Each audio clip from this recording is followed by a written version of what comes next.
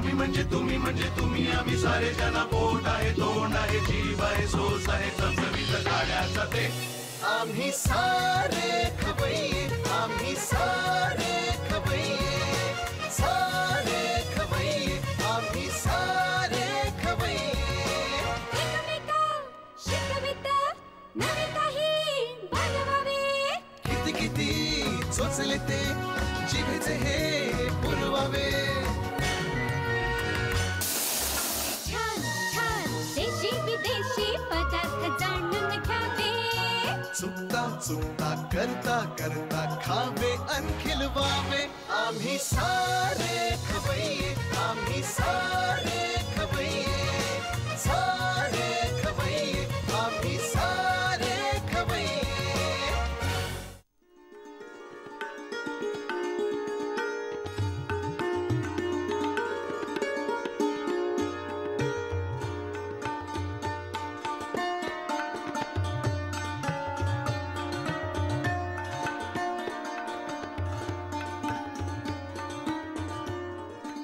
नमस्कार रामदेव स्ट्रॉंग हिंग प्रस्तुत आम्ही सारे खवय्ये powered by Fortune oils and foods च्या या भागात सगळ्यांचं मी मनापासून स्वागत करतो।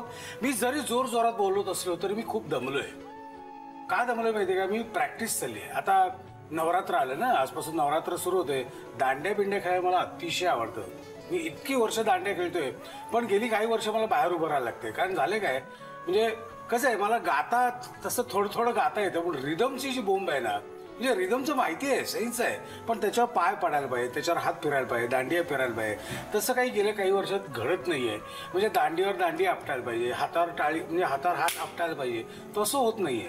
आणि बरेच वेळा होतं काय की समोरचा जो कलाकार असतो म्हणजे दांडियातला समोरचा जो माणूस असतो तो रिटायर्ड हर्ट असतो बऱ्याच वेळा माझ्याबरोबर खेळताना।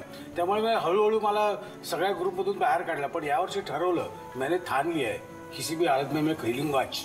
त्यामुळे गेले काही दिवस मी अतिशय मेहनत घेतोय, दांड्या खेळायची प्रॅक्टिस करतोय। बायकोने सांगितलं काही उपयोग होणार नाही, म्हटलं काही उपयोग नाही, मी अजून पेटलो। माझं लहान मुलासारखं आहे, हे करून नको म्हटलं की मी तेच करतो। पण ते कसं आहे की आता एवढ्या दांड्या खेळून आल्यावर मला थोडीशी भूक लागली आहे आणि भूक लागली की मी ऑब्व्हियसली इथे जाणार ना खवय्येमध्ये।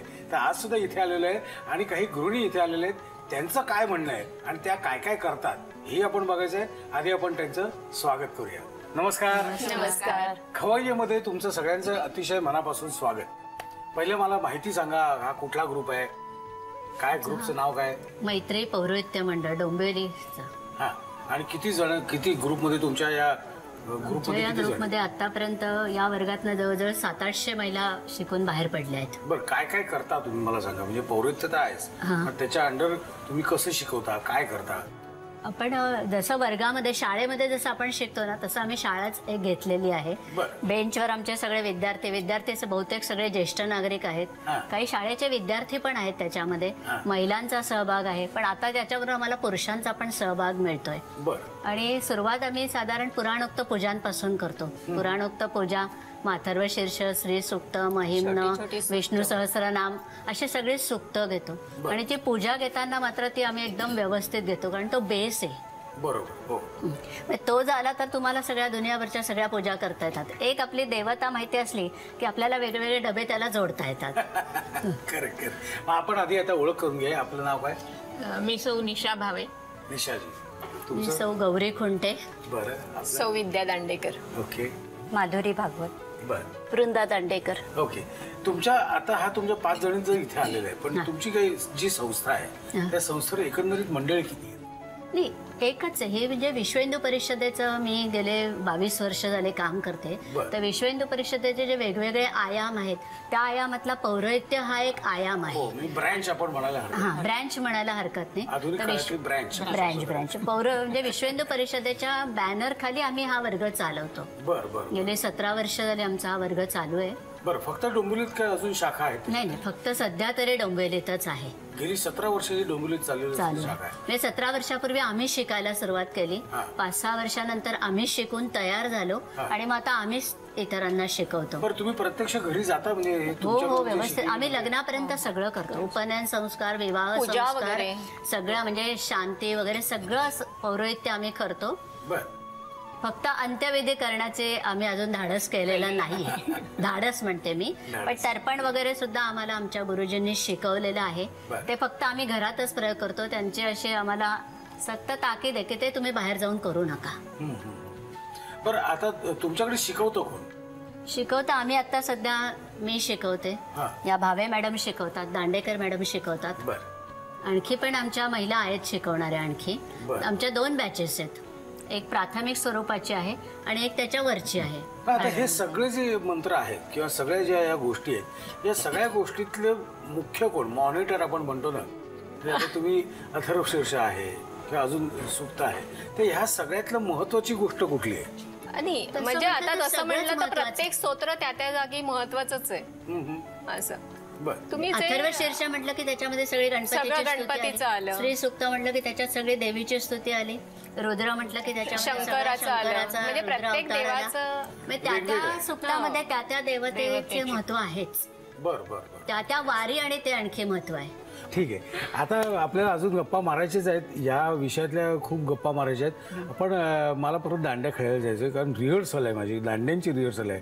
पण जरा थोडंसं पोटात 4 घास ढकलून मग जावं असं माझ्या बायकोने सांगितलेलं, म्हणून मी ताबडतोब इथे आलेलो आहे. तर आता आपल्याला ते किचनकडे जायचंच आहे. पण तत्पूर्वी आपण 2 जरा एक घास आपण आल्यासारखे 2 तुकडे टाकावे, कारण डोंबिवलीहून यायचं म्हणजे जरा अवघडच आहे. आणि 2 चहाचे घोट घेऊ आणि मग किचनकडे जाऊ. परत एकदा सगळ्यांचं मनापासून स्वागत करतोय. नवरात्र सुरू होतंय. पहिला पदार्थ कुठला बनतोय त्याच्या आधी नवरात्राची जरा माहिती करून घेऊया. म्हणजे काय माहिती असायला पाहिजे ना. तर गौरीताई, हे नवरात्राचं काय महत्व आहे किंवा नवरात्र काय आहे हे थोडक्यात सांगू शकाल का? सांगते ना. आपण जे नवरात्र बसवतो ते प्रत्येक देवतांच्या ऋतुचक्राप्रमाणे आपण देवतांची पूजा करत असतो. किंबहुना आपण नुसत्या देवतांचीच पूजा करत नाही, तर आपल्या मनुष्य प्राण्यांबद्दल सुद्धा आपल्या कृतज्ञता व्यक्त करण्याचे आपल्या भारतीय संस्कृतीमध्ये दिवस आहेत. त्यातला अश्विन महिना म्हणजे घटस्थापना नवरात्र. ही घटस्थापना करण्याची पद्धती प्रत्येक ठिकाणी वेगवेगळी आहे. आणि नवरात्राचे दिवस म्हणजे शक्तीची उपासना करण्याचे दिवस. तर ही घटस्थापना जे करतो ती पंचमहाभूतांच्या अंतर्गत आहे. जो मातीचा घट आहे ना, ते आकाश तत्व आहे. तो रिकाम आहे म्हणजे वायू तत्व आहे. त्याच्यामध्ये ज्यावेळेला आपण पाणी भरतो ना, ते जल तत्व आहे. आणि दिवा लावतो ते अग्नी तत्व आहे. मातीवर जेव्हा आपण ठेवतो ते पृथ्वी तत्व आहे. म्हणजे ही पंचमहाभूत ज्या वेळेला एकत्र येतात तेव्हा नवीन निर्मिती होते. आणि नवीन निर्मिती आणि शक्ती या दोघी एकमेकांना परस्पर पूरक आहेत. म्हणजे शक्तीशिवाय नवनिर्मिती नाही, नवनिर्मितीशिवाय शक्ती नाही. म्हणून मातीच्या घटाला गर्भाशयाचं प्रतीक म्हटलेलं आहे. म्हणजे आईचं हृदय जसं पाझरत असतं त्याप्रमाणे तो मातीचा घट पाझरतो आणि त्याच्यामधून नवीन धान्याची निर्मिती होते. कारण आपल्याला माहिती आहे की आपला भारत देश हा कृषीप्रधान देश आहे. की आपण जे मातीमध्ये जे धान्य पेरतो ना, त्याच्यातून नवीन निर्मिती होते. आणि त्या नवीन निर्मितीमधनंच त्याच्यावर आपलं पोषण होत असतं, त्या नवीन निर्मितीवर. आणि आपण जे दिवा लावतो ना, तिळाचा दिवा लावायचा आहे नवरात्रामध्ये. तेलाच्या तिळाचा की त्याच्यामधून जे लहरी उत्पन्न होतात ना, त्या शरीराला चांगल्या असतात. त्यामुळे नेहमी तिळाच्या तेलाचा दिवा आणि गाईच्या साजूक तुपातलं फुलवात लावायची असते. आणि आपण जे फुलं किंवा हे घुमतो ना, 9 दिवस आपण दिवा का लावतो? म्हणजे मला तेच विचारायचं, 9 दिवस आपण दिवा एवढ्या की देवी आणि दुष्ट शक्ती किंवा असुर प्रवृत्ती यांचं 9 दिवस युद्ध झालं असं आपल्याला पुराणात सांगितलेलं आहे. आणि ते युद्ध झालेलं आहे म्हणून आपण त्याच्यातनं मुक्त झालेले. देवीने त्या राक्षसांचा असुर वृत्तीचा वध केलेला आहे. म्हणून आपण अखंड 9 दिवस 9 रात्र तो दिवा लावतो. म्हणून आणि दिवा हे शेवटी मांगल्याचं, तेजाचं, समृद्धीचं प्रतीक आहे. म्हणून वाढदिवसाला सुद्धा आपण दिवा पेटवून औक्षण करतो. दिवा विझवणं ही आपली संस्कृती. आणि गरब्याचा आणि नवरात्रीचा काय संबंध आहे? म्हणजे आता तुम्ही जे सांगितलं की 9 दिवस युद्ध केलं आणि असुरांना हरवलं, त्यामुळे आपण देवीचं नवरात्र उपास हे ठेवतो. मग नवरात्र आणि गरबा ह्याचा काय संबंध आहे? गरबा काय खेळायचा? गरबा म्हणजे मातीचा दिवा आहे. ऍक्च्युली त्याचा अर्थ गरबा याचा अर्थ मातीचा दिवा. आणि तो दिवा म्हणजे गुजराती लोकांमध्ये ते मध्ये दिवा ठेवून मातीचा दिवा ठेवून त्याच्याभोवती फेर धरणं ही सुद्धा स्पिरिच्युअल एक म्हणजे गोल फिरणं, प्रदक्षिणा म्हणतो आपण तसं, मध्ये आंब्याचा फोटो आणि त्याच्याभोवती प्रदक्षिणा असाच त्याचा हे आहे. गरबा खेळाल तेव्हा मध्यभागी हे आहे की नाही याची चौकशी करा, नसेल तर तुम्ही लावायला पाहिजे ना. हो, असला पाहिजे. नाही, आणि आपण असला पाहिजे. नवरात्रामध्ये सुद्धा झेंडूच्या फुलांची माळ करतोय. ते माळ म्हणजे चांगले विचार, सद्विचार यांची गुंफण आहे, त्याचं ते एक प्रतीक आहे. आणि झेंडूचे फुले एकतेचं प्रतीक आहे आणि झेंडूचा गोंडा ही समूहाची भावना आहे. आणि असे जेव्हा सगळे समूह एकत्रित होतात तेव्हा संघटना निर्माण होते. आणि आज आपल्याला एक विचाराने एक दिलाने संघटित होण्याची जास्त गरज आहे, एकंदर जी आपल्या परिस्थिती आहे त्याच्यावर. ओके, माहिती तुम्हाला देण्याचं कारण एवढंच आहे की आपण हे का करतोय हे आपल्याला माहिती असायला पाहिजे, बरोबर की नाही. म्हणजे दिवाळी का मनवायची, दिवाळी का साजरी करायची, गणपती का साजरी करायचा, नवरात्र का साजरं करायचं, ह्याच्या मागचं कारण आता एक वाक्यात आपल्याला कारण कळलेलं आहे की 9 दिवस देवीने युद्ध केलं आणि असुरांना हरवलं, म्हणून त्या देवीचा नवस करण्यासाठी, देवीची पूजा करण्यासाठी नवरात्री आहे. आता नवरात्रीत काय करायचं आणि काय नाही करायचं हे तुमच्यावर आम्ही सोडून दिलेलं आहे, नीट वागा म्हणजे झालं. ओके, आता आपला पदार्थ कुठला आहे मला सांगा. पदार्थ उपासाचं पॅटीस आहे. म्हणजे 9 दिवस उपास करतात लोक, त्याच्यामध्ये त्यांनी हा एक पदार्थ. मला परत एकदा तुम्ही तुमचं नाव सांगा. विद्या दांडेकर. विद्याताईंनी काय करायचं ठरवलेलं? उपासाचं पॅटीस. उपासाचं पॅटीस. मला साहित्य सांगता? ह्याच्यामध्ये मिरची, कोथिंबीर आणि पुदिना आहे, खोबरं आहे, वरीचं पीठ आहे, बटाटा आहे, जिरं आहे, लिंबू, आलं, बटाट्याचा शिरा आणलेला आहे मी करून, साखर, मीठ. ओके, हे बटाट्याचा शिरा काय आहे? बटाट्याचा शिरा म्हणजे बटाटा स्मॅश करून तो साखरेत शिजवून तयार केलेला शिरा, बटाट्याचा शिरा. साहित्य बघितलं जाऊया कृतीकडे. पहिल्यांदा काय करायचं आपल्याला कृती? पहिल्यांदा आता हे बटाटा आणि वरीचं पीठ एकत्र करून तो हे करून घ्यायचं पीठ तयार. आणि हे ह्याची आपल्याला चटणी करायची का? हा, त्याची चटणी करायची. करू सगळं एकत्र मग हे पण? हो. हे आपण काय काय घातलं ह्याच्यात? मिरची आहे, त्याच्यामध्ये मिरची, पुदिना, कोथिंबीर, खोबरं, जिरं, आलं, खोबरं 2 चमचे, मीठ, साखर, आलं, साखर, मीठ आणि ते वाटायचंय. लिंबू पिळायचं का ह्याच्यात? हो. आणि हा बटाट्याचा शिरा आहे त्याचं काय करायचंय? बटाट्याचा शिरा आता हे जे वरचं मी तयार करणार ना त्याच्यामध्ये एक तिखट आणि एक गोड असं ते पॅटीस तयार होतं. ठीक आहे, आता हे आपल्याला मिक्सर मधून काढायचं म्हणजे ह्याची चटणी करायची. हो हो हो. मी पटकन ह्याच्यातून मिक्सर मधून काढलेलं आहे. तुम्हाला प्रश्न पडला असेल हे असं कसं? हे असंच आहे आमच्याकडे. हे झालं तयार. आता ह्याच्यामध्ये ह्याची पारी करून घेऊन त्याच्यावर तेल लागेल ना तुम्हाला? हो, तेल लागेल. बस बस बस. पारी करून घेऊन ही चटणी जी आहे एक आता तुम्ही आधी करताय ते तिखट करताय? हा, हे तिखट करते मी. हे असं पॅक करून घ्यायचं आणि मग ते हे जे पीठ आहे ह्याच्यामध्ये थोडंसं घोळवून घेऊन पिठाने दाबून घ्यायचं म्हणजे फुटता कामा नये. आणि हे याच्यावरती फ्राय करायला ठेवायचं. आता आपण करतोय ते गोडाचं करतो. हा, आता एक गोड तसंच करायचंय, फक्त त्याच्या आतमध्ये चटणीच्या ऐवजी हा बटाट्याचा शिरा घालायचा आहे की नाही? आयडिया बेस्ट आहे. उपासाचा ज्यांना त्रास होतो पित्ताचा वगैरे तर त्यांच्यासाठी ही रेसिपी खूप चांगली आहे, कारण ह्याच्यामध्ये दाण्याचं कूट नसल्यामुळे त्रास होत नाही त्याचा. ओके. आणि हे कशाबरोबर खाता येईल आपल्याला? हे जे तिखट जे आहे ऍक्च्युली खरं हे कशाबरोबर खाण्याची गरज नाही, कारण त्याच्यात ऑलरेडी चटणी आपण आतमध्ये घातलेली आहे. पण ज्यांना हवं असेल त्यांनी त्याच्याबरोबर खायला काही घेतलं तरी चालेल, लोणचं म्हणा किंवा काही. आपल्याकडे खवई काही मंडळी खवई मंडळी काही अशी आहेत की त्यांना सतत किती आतला माल व्यवस्थित असला तरी वरती बाहेरून त्यांना काहीतरी लागतं. Okay okay. आता हे आता झालेलं पदार्थ. हो, आता हे उलट एकदा करायचंय, पलटी मारली की झालं. आणि हे असे लाल झाले की ते झाले असं समजायचं. First class. लिहून घ्या साहित्य आणि कृती. उपासाचं पॅटीस तयार करण्यासाठी लागणारं साहित्य: पुदिना, मिरची, कोथिंबीर, ओलं खोबरं, उकडलेला बटाटा, वरीचं पीठ, जिरं, बटाट्याचा शिरा, साखर, लिंबू, आलं आणि मीठ. कृती: प्रथम एका बाउलमध्ये बटाटा घेऊन त्यात वरीचं पीठ घालून सर्व मिश्रण एकत्र करून मळून घ्यावं. मळलेल्या पिठाची पारी करून घ्यावी. नंतर दुसऱ्या बाउलमध्ये पुदिना, कोथिंबीर, हिरवी मिरची, खोबरं, जिरं, आलं, साखर, लिंबाचा रस आणि मीठ घालून त्याचं वाटण करून त्याची पेस्ट करावी. पारीमध्ये चटणी भरून त्याचे पॅटीस बनवावेत. दुसऱ्या पारीमध्ये बटाट्याचा शिरा भरून पॅटीस बनवून घ्यावेत. हे पॅटीस शॅलो फ्राय करून सर्व करावेत. उपासाचे पॅटीस.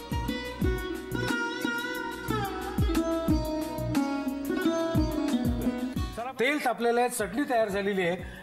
आपल्याकडे अजून एक गृहिणी आले, त्यांनाही काहीतरी सांगायचं. आपलं नाव काय म्हणालात? मी वृंदा दांडेकर.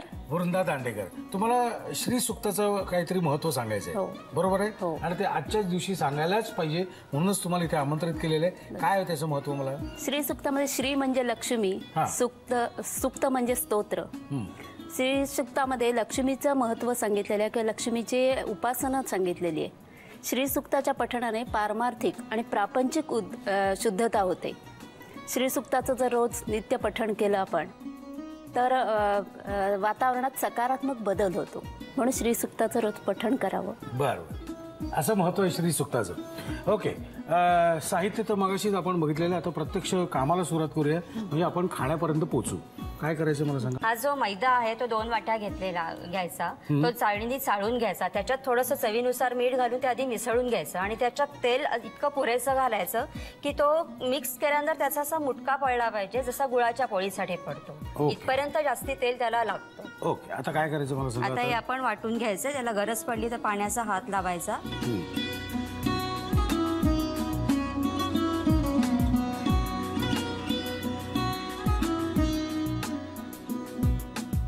जरा जाडसरच ठेवायची पारी.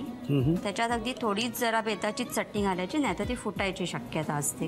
पुरणाचा जसा उंडा होतो शेवटपर्यंत आपण नेऊ शकतो करत, तसा याचा होऊ शकत नाही. त्याला व्यवस्थित चारीकडनं आकार द्यायचा दाबून. ओके, आता ते आणि तेल चांगलं तापलेलं असेल की त्याच्यात ते तळायला सोडायचं. First class. आणि पुढे झालं आणि डीप फ्राय करायचं. आणि याचा दुसरा विशेष असा आहे की आपण ही जी रताळ्याची चटणी बनवलेली आहे ती जर नुसती चटणी असेल तर तुम्ही ती उपवासाला खाऊ शकता. मग एखाद्या 2 रेसिपी आहे तुम्हाला. ओके, उपवास आणि बिन उपवासवर आहे दोघांसाठी ही रेसिपी आहे. ज्यांचा उपवास आहे ते नुसती चटणी खायची आहे आणि ज्यांचा उपवास नाही तरी ह्याच्याबरोबर चटणी खायची किंवा चटणी बरोबर हे खायचंय. कसंही खा, पण खा. पण त्यासाठी तुम्हाला लिहून घ्यायला लागेल. लिहून घ्या साहित्य आणि कृती. रताळ्याची कचोरी तयार करण्यासाठी लागणारं साहित्य: रताळ्याचा किस, मळून घेतलेलं मैद्याचं पीठ, मीठ, कोथिंबीर, साखर, दाण्याचं कूट, हिरवी मिरची आणि लिंबू. कृती: प्रथम एका बाउलमध्ये 1 वाटी रताळ्याचा किस, कोथिंबीर, दाण्याचं कूट, साखर, मिरची, लिंबाचा रस आणि मीठ घालून त्याचे वाटण करून चटणी बनवून घ्यावी. मैद्याच्या पिठाची पारी लाटून त्यात रताळ्याची चटणी स्टफ करून पारी बंद करून त्याची कचोरी बनवावी. ही कचोरी गरम तेलात डीप फ्राय करून सर्व करावी. रताळ्याची कचोरी.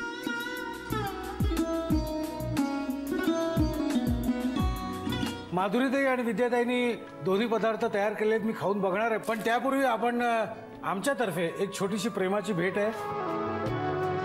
डोंबिवलीमध्ये झाडं जगतात म्हणे, किती प्रदूषण असले तरी. किंबहुना प्रदूषण जे असतंय त्यामुळे आपण ही झाडं तुमच्या बिल्डिंगमध्ये, तुमच्या आवारात, तुमच्या गॅलरीत जगवायचा प्रयत्न करतो. येस, म्हणूनच तुमच्या ताब्यात ही छोटी छोटी झाडं दिलेली आहेत. आणि हे तर काहीच नाही आहे, हे रामदेव स्ट्रॉंग हिंग तर्फे तुम्हाला एक स्पेशल गिफ्ट हॅम्पर आहे बरं का. काय आहे, बहुतेक सगळे मसालेच आहेत, म्हणजे तुमच्या उपयोगी आहेत सगळे. हे घ्या. तुम्ही सगळे रिटायर्ड आहात? नाही, नोकरी करणार सगळ्या? मी नोकरी करणारी आहे. किती वर्ष राहिले? नोकरी करणारी आहेत. 9 वर्ष. 9 वर्ष आहेत. ओके, आभारी आहे. 9 वर्ष. दोघीच गृहिणी आहोत, या 3 जणी सर्व्हिस वाल्या. बरं, आणि तुम्ही ह्याच्या हेड मास्टर. म्हणजे आपण शाळेत मॉनिटर म्हणायचो तसे. रामदेव हिंग तुम्हाला गिफ्ट हॅम्पर. ओके, हे आता द्या, मी ठेवतो, कारण आता खाण्याची वेळ आली. ही खाण्याची वेळ आलेली आहे. आणि तुमच्या ग्रुपच्या ज्या मॉनिटर आहेत मुख्य, त्याला आमच्यातर्फे एक स्पेशल गिफ्ट आहे.